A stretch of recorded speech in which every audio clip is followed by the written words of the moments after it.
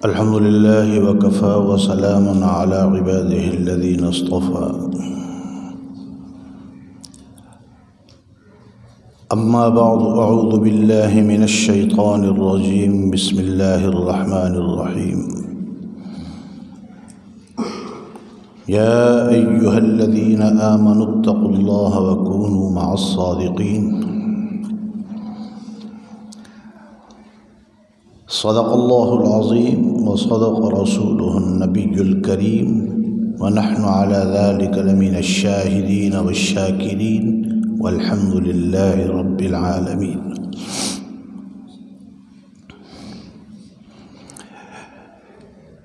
میرے انتہائی قابل احترام علماء اکرام، طلباء عزام،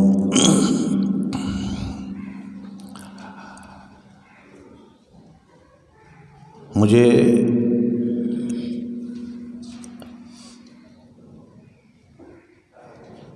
بہت خوشی ہوئی ہے کہ میرے انتہائی قابل احترام دوست حضرت مولانا عبداللہ عبد وڑائچ صاحب دامت فیوزہم نے مجھے آپ حضرات کی زیارت کا موقع دیا ہے۔ اللہ کے مہمانوں کی زیارت ہم جیسے لوگوں کے لیے اللہ رب العزت کا بہت بڑا انعام اور احسان ہے، چونکہ یہ مجلس عمومی جلسے کی نہیں ہے، یہاں صرف طلباء اور علماء ہیں،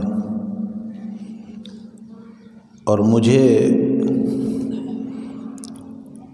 جو موضوع دیا گیا ہے وہ یہی ہے کہ علماء کرام کی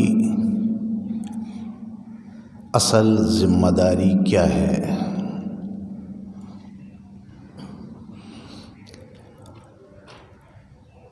آپ حضرات بہت خوش نصیب ہیں کہ آپ انبیاء کرام علیہم الصلاۃ والتسلیمات کی وراثت میں سے حصہ لینے کے لیے اپنے گھر بار کی راحتیں قربان کر کے آپ نے اپنے آپ کو دینی علوم کے لیے وقف کیا ہے۔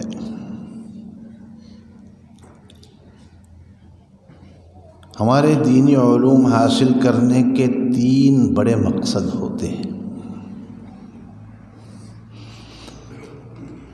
سب سے پہلا مقصد ہمارا اپنی ذات سے ہم شروع کرتے ہیں کہ ہمارا دینی علوم حاصل کرنے کا مقصد اپنی فلاح اور نجات ہے، کہ ہم اپنی زندگی کے اندر ایک تبدیلی لائیں، اپنے کردار و عمل کے اندر قرآنی نبوی تعلیمات کی روشنی میں تبدیلی لائیں، تاکہ ہمارے لیے دنیا کے اندر فلاح اور آخرت کے اندر نجات کے راستے کھل جائیں۔ دوسرا مقصد ہمارا ہوتا ہے کہ ہم دینی علوم حاصل کر کے معاشرے اور سماج کے اندر جا کر لوگوں کی اصلاح کا ذریعہ بنے، صرف تقریر کے ذریعے نہیں، یا صرف تحریر کے ذریعے نہیں، بلکہ اپنے اخلاق اور اپنے کردار کے ذریعے بھی ہم لوگوں کی اصلاح کا ذریعہ بنیں۔ ظاہر بات ہے کہ ہم ایک تعلیم حاصل کرنے جاتے ہیں، حاصل کر لیتے ہیں،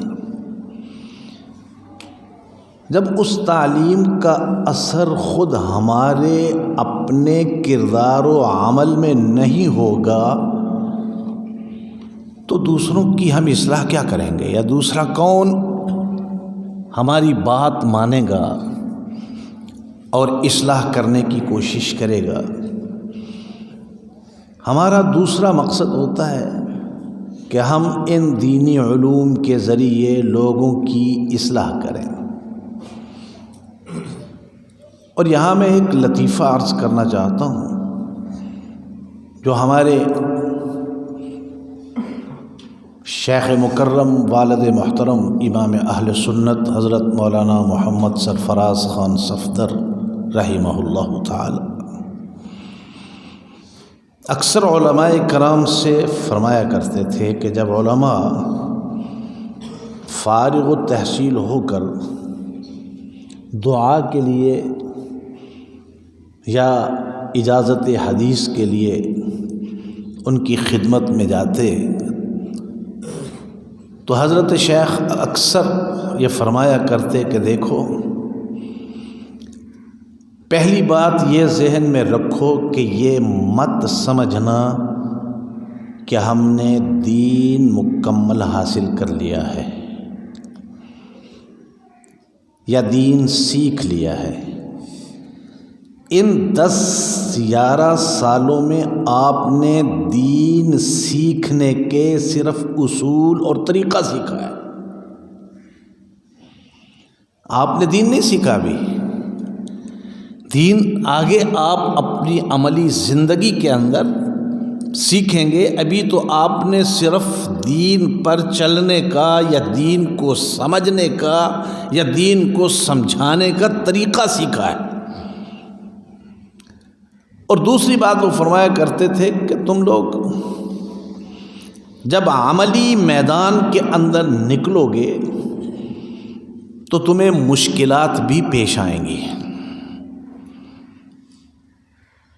جب نبی کی وراثت لے کے نکلو گے تو یہ مصائب بھی تو نبی کی وراثت ہے۔ علم اگر نبی کی وراثت ہے تو علم کے راستے میں مصائب، مشکلات، یہ تو انبیاء، یہ بھی تو انبیاء کی وراثت ہے۔ تو وہ فرمایا کرتے تھے کہ آپ جا کے مسجد سنبھالیں گے، خطیب بنیں گے، امام بنیں گے، مولوی کو اللہ نے لوگوں کی اصلاح کے لیے بھیجا ہے۔ مولوی کو لوگوں نے اللہ کی اصلاح کے لیے بھیجا ہے،